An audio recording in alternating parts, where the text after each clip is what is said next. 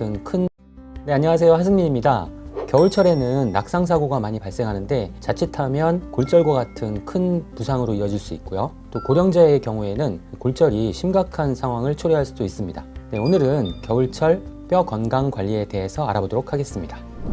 네, 낙상은 고령자의 건강을 크게 위협할 수 있는데요. 골절로 이어질 수 있고 심한 경우에는 사망에까지 이를 수 있다고 합니다. 낙상으로 가장 많이 다치는 부위는 어디일까요? 대한재활의학회 자료에 따르면 가장 많이 다치는 부위는 무릎, 허리, 엉덩이, 어깨 등의 순이었습니다.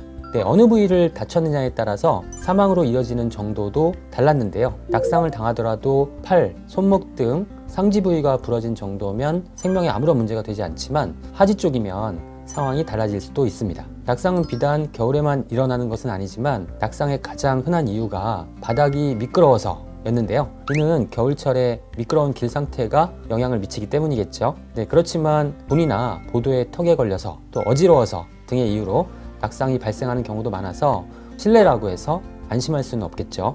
네, 고령자에게 낙상 사고가 많이 일어나는 이유는 근력이 약화되고 균형 감각이 떨어지기 때문입니다. 노화로 인해서 근육량이 감소하고 관절이나 조직들이 퇴화하면서 쉽게 넘어지게 되는 것이죠. 네, 낙상 등으로 고관절이 골절된 환자의 약 20%는 골절과 관련된 합병증으로 1년 내에 사망하고요. 50에서 60%는 회복된 후에도 이전처럼 일상생활을 하기 어렵다는 연구 결과가 있습니다. 또 낙상으로 대퇴골 근위부가 골절이 되면 대부분 수술을 받아야 하는데요. 회복까지는 약 6개월에서 12개월이 소요되고요. 회복되더라도 한 3분의 1만이 이전 상태와 같이 몸을 움직일 수 있다고 합니다. 낙상으로 입원을 하게 되면은 근육을 자극하는 활동이 없어서 근육량이 급격히 줄게 됩니다.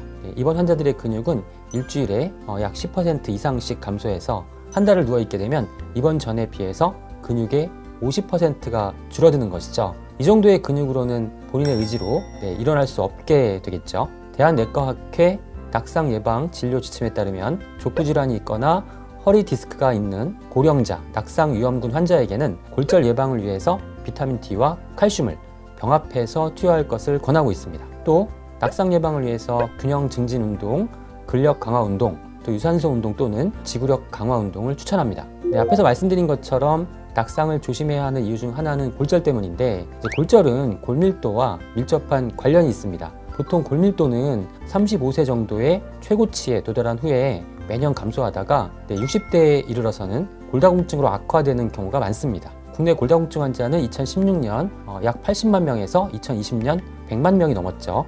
4년간 25%가 증가했습니다. 특히 60대에 이르면서 환자가 폭발적으로 증가하는 양상을 보이고 있죠.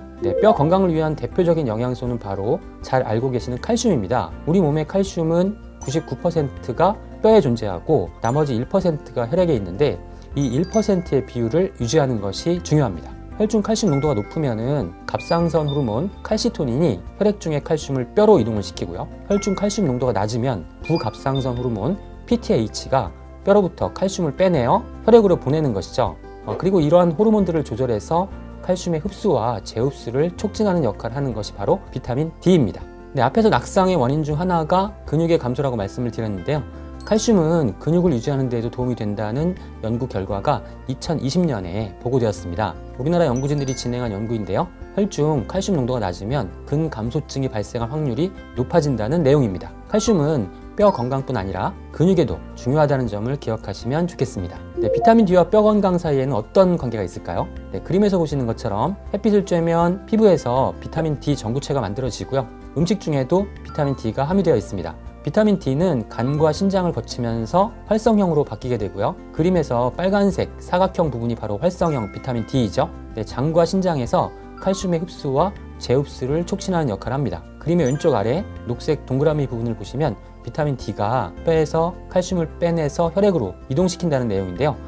그러면 뼈가 약해지는 거 아니야? 라고 생각하실 수 있는데 오래된 뼈를 제거하고 새로운 뼈의 형성을 촉진시키는 작용을 하는 것입니다. 네, 비타민 D는 우리나라 국민들에게 가장 부족한 영양소 중 하나입니다. 전 국민 10명 중 거의 9명이 비타민 D가 부족한 상태이죠. 네, 칼슘의 섭취도 부족하기 때문에 뼈가 약해질 수밖에 없는 상황인 거죠. 마그네슘 역시 뼈의 원료가 되는 중요한 미네랄입니다. 최근의 연구들은 이 마그네슘이 뼈의 구성 성분이라는 점 외에도 부족할 경우에 뼈가 약해질 수밖에 없는 다른 원인들을 밝혀내고 있는데요. 네, 그림을 조금 확대해서 볼까요? 네, 마그네슘이 부족하면은 뼈를 만드는 조골세포는 감소하고 뼈를 제거하는 파골세포는 증가합니다. 마그네슘은 체내에서 항염, 항산화 작용을 하는데 부족하게 되면은 염증 생성에 의한 부작용으로 칼슘을 뼈에서 용출시키는 과정이 활성화되면서 뼈가 약해지는 것이죠. 네, 뼈의 건강을 위해서 마그네슘은 필수 영양소라고 할 수 있고요. 칼슘과 마그네슘의 가장 이상적인 섭취 비율은 2대1 정도입니다. 네, 뼈 건강을 위해서는 칼슘, 마그네슘, 비타민 D, 단백질이 필수적인 영양소이고 그 외에도 여러 미네랄을 충분히 함께 보충하는 것이 중요합니다. 인만 빼고요. 인은 가공식품 등에 많은 양이 포함되어 있어서 오히려 줄여야 하는 영양소죠. 칼슘과 인의 섭취 비율은 1대1 정도가 적정한데 우리나라 국민들은 1대 3에서 4 정도로 인을 많이 섭취하고 있어서 문제가 됩니다. 인이 칼슘의 흡수를 방해하기 때문이죠. 네, 골절을 예방하기 위해서 뼈 건강에 도움이 되는 영양관리와 운동을 꼭 실천해야 한다는 점 기억해 주시면 좋겠습니다. 네, 경청해 주셔서 감사합니다.